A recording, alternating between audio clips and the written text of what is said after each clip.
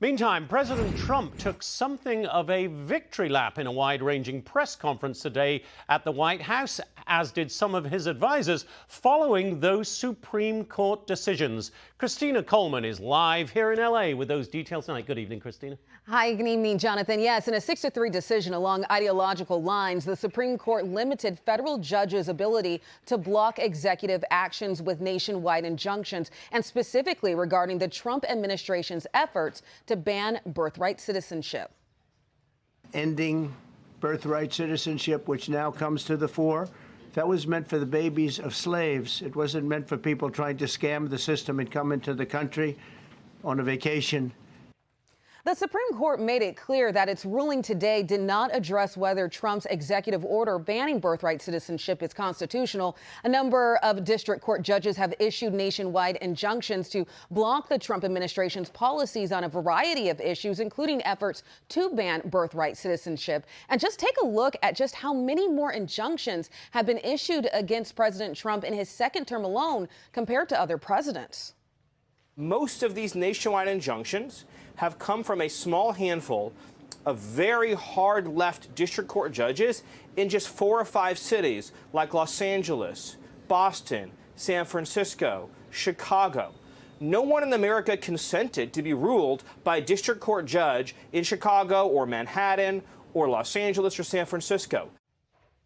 And again, today's ruling is expected to have major implications for U.S. district courts. Jonathan? Thanks, Christina. Great to have you here. Let's bring in Pepperdine University School of Public Policy Dean Pete Peterson, along with former California Senate Majority Leader Gloria Romero. Great to see you both, the A-team, in the House tonight.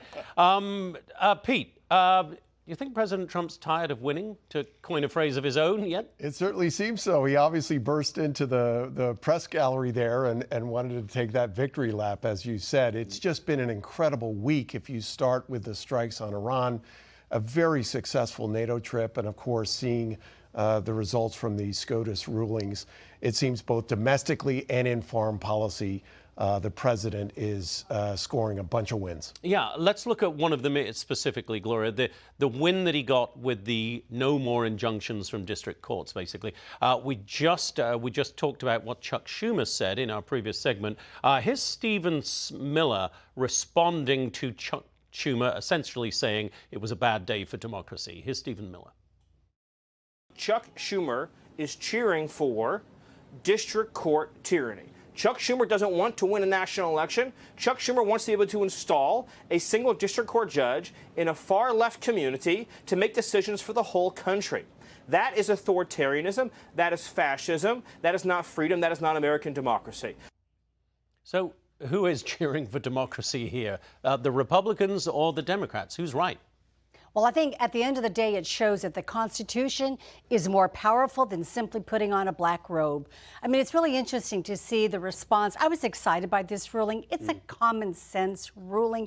This should be an American decision, rooting for this decision overall. So Democrats are unhappy right now. Republicans are happy. But really, I think Americans are happy that at last the Constitution stands for something. Interesting. And Pete, we saw, turning to another subject, the economy and tariffs, etc. We saw President Trump putting Canada on notice once again today. The fight goes on, it seems. But there seems to be shifting focuses and thoughts on tariffs. The president had a really interesting exchange with our own Lucas Tomlinson. Let's listen to that now.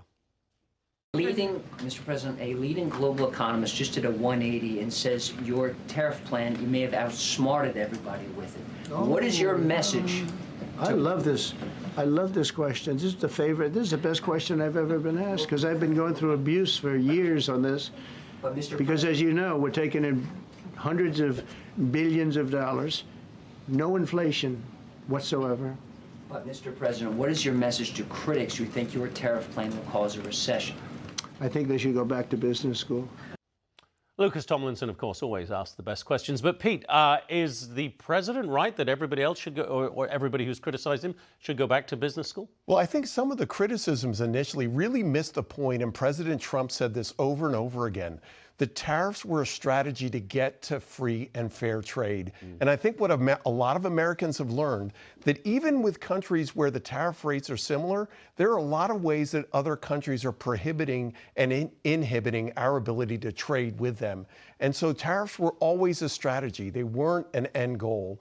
And I think what we're seeing with a lot of the deals that are being signed, apparently this new deal with China, certainly with other countries, is you're seeing a rebalancing towards free and fair trade between the United States and other countries. Gloria, there are still economists out there who say that the tariffs are going to lead to inflation.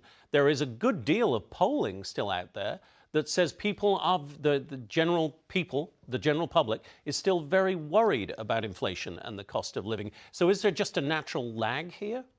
Well, there's going to be opinions galore, but I think at this point, the old saying, follow the money. And right now, the money is coming in, the money is rolling in. I think the Trump derangement syndrome translates to tariff derangement syndrome. As the dean pointed out, it was a strategy. It's been successful. This is the guy who wrote The Art of the Deal. And with Secretary Bessant at his side, I think it really shows it's a dynamic duo. Talk about the real A-team. This is a team that knew what they were doing, and they are bringing home the money for the American people. Yeah, Pete, do you share in that optimistic view that things are headed in the right direction, even though people around the kitchen table are still concerned? Well, I think we're still dealing with the overhang of the inflation that was generated during the Biden administration.